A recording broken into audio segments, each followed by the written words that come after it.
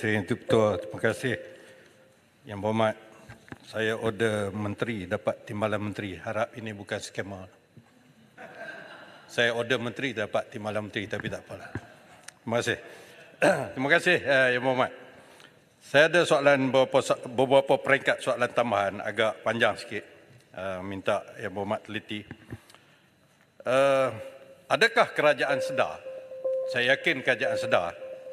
Ekoran daripada satu keputusan Mahkamah Persekutuan pada 9 bulan 2 tahun 2024 terhadap cabaran ke atas 18 peruntukan di dalam enakmen Kanun Jenayah Syariah 1 Kelantan 2019 yang mana 16 seksyen telah diisytiharkan oleh Mahkamah Persekutuan sebagai null and void, batal dan tidak sah.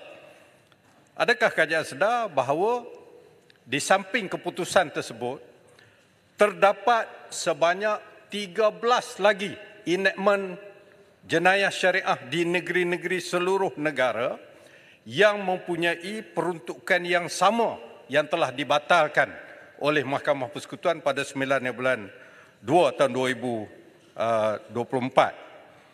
Dan salah satu daripadanya yang berhormat ialah satu akta yang bernama Akta Kesalahan Jenayah Syariah Wilayah Persekutuan tahun 1997 yang telah diluluskan oleh Parlimen ini pada 19 hari bulan 12 tahun 1996. Jadinya akta ini.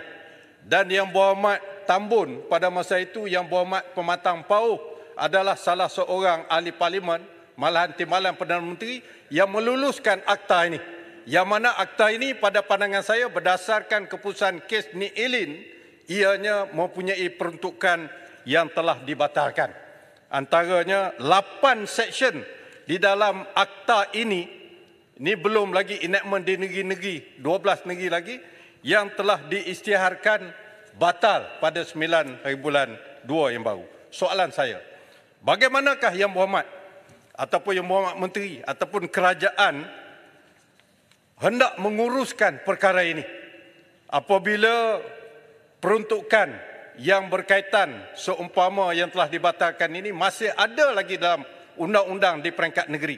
Sebagai contohnya, kesalahan berjudi di negeri Pahang ada dalam enakmen jenayah syariah Pahang, tapi berdasarkan kes Ni Elin ianya tidak boleh dikuatkuasakan, tidak boleh dilaksanakan kecuali ianya akan dicabar. Seterusnya saya nak tanya Yang Berhormat, apabila sesebuah negeri membuat sesuatu enactment di dalam Dewan Undangan Negeri, ini berkaitan kompetensi Dewan Undangan Negeri. Kerajaan negeri mempunyai satu rujukan yang sah di dalam kerajaan, iaitu Wakil Jabatan Peguam Negara yang bernama Penasihat Undang-Undang Negeri. Semua LA di negeri adalah pegawai daripada Jabatan Peguam Negara.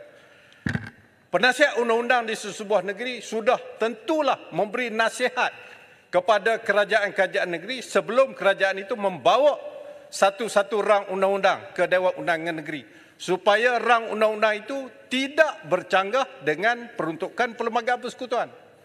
Jadi sekarang ini seolah-olahnya yang bersalah kerajaan negeri, sedangkan kerajaan negeri telah dinasihatkan secara rasmi oleh Wakil Peguam Negara di dalam. Jadi soalan saya, apa tindakan kerajaan untuk membetulkan keadaan ini? Dan yang ketiga Yang Berhormat, ini soalan penting, Tan Sri. Ya, yang ketiga, ada yang mengatakan bahawa peruntukan jenayah syariah di dalam enactment jenayah syariah negeri-negeri merupakan satu kesalahan yang disebut takzir. Bukannya hudud, bukannya kisas. Saya nak tanya pandangan Yang Berhormat, sebab Yang Berhormat pun profesor dalam syariah. Ya. Adakah Yang Berhormat bersetuju dengan saya kalau saya mengatakan bahawa segala kesalahan jenayah syariah di dalam enactment negeri-negeri, seluruh negeri di Malaysia termasuk wilayah persekutuan, dibuat juga berdasarkan sumber-sumber hukum, iaitu Quran, hadis, ijma' dan juga qiyas. Adakah Yang Berhormat bersetuju bahawa inilah asas kepada pembentukan kesalahan jenayah syariah di dalam enactment negeri, bukan sebagaimana Undang-Undang Jenayah Mahkamah Sivil yang berdasarkan common law Inggeris dan juga undang-undang jenayah daripada India. Okey. Mohon penjelasan. Terima kasih. Terima kasih. Terima kasih Yang Berhormat. Tiga soalan. Saya cuba menjawab secara menyeluruh, insya-Allah. Soalan yang pertama berkenaan dengan adakah sedar? Sebenarnya kerajaan sedar dan telah pun melaksanakan inisiatif-inisiatif yang diperlukan.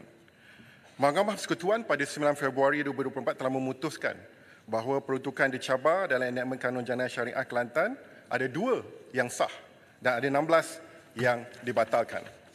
Dalam hal ini, hanya peruntukan di atas atau peruntukan 16 sahaja yang terkandung di dalam enakmen Kanun Jenayah Syariah Kelantan 2019 yang diisytiharkan sebagai tidak sah dan tidak berperlembagaan.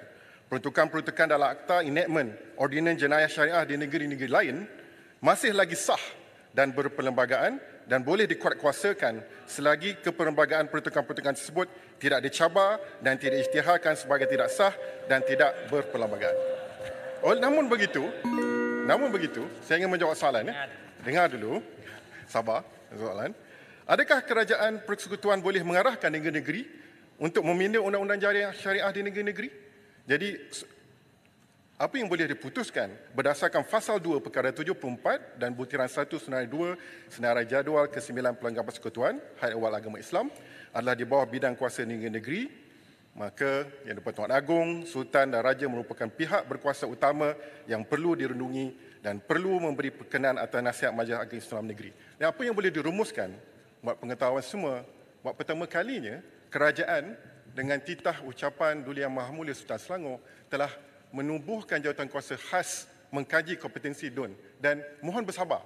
Dan jawatan kuasa khas ini telah pun bersyarat mingguan dan laporan pertama telah pun dilaporkan kepada MKI dan insya-Allah dalam masa setahun kita akan dapat satu penyelesaian yang tuntas yang kita boleh laksanakan berdasarkan kepada apa yang diputuskan oleh laporan jawatan kuasa khas tersebut. Soalan yang pertama. Soalan yang kedua berkenaan dengan AG, berkenaan Jabatan Peguam Negara. Boleh dikatakan pada tahun 2021 dalam kes Iki Putra, Jabatan Peguam Negara tidak pun intervened, mencelah. Dalam kes yang ini juga, dalam kes Nik Elin, Jabatan Peguam Negara juga tidak mencelah. Maknanya ini merupakan satu tindakan yang konsisten oleh Jabatan Peguam Negara melihatkan kepada keseluruhan perkara dan faktor yang ada pada hari ini. Itu merupakan konsistensi yang ada dilaksanakan oleh Jabatan Peguam Negara dan saya ingat bahawa pada 2021 bukan kerajaan madani. Yang ketiga berkenaan dengan takzir. Sebenarnya kita telah pun menghantar soalan kepada Jabatan Mufti, kepada Jabatan Mufti Wilayah Persekutuan dan umumnya Jabatan Mufti juga menjawab bahawa Mahkamah Sivil juga melaksanakan undang-undang takzir. Cuma ada beberapa perkara yang belum lagi cukup dan belum lagi memenuhi keseluruhan aspek syariah. Terima kasih. Jawab soalan tu. Kota Baru. Takzir itu adakah berdasarkan sumber-sumber hukum? Kota Takzir Baru. di Mahkamah Syariah. Baik, itu jawapan Menteri. Silakan Ledang. Terima kasih, Tan Sri Speaker. Soalan saya mudah. Benarkah ada dakwaan yang mengatakan bahawa dengan perkara yang berlaku ini, maka terhakisnya akidah dan syariah?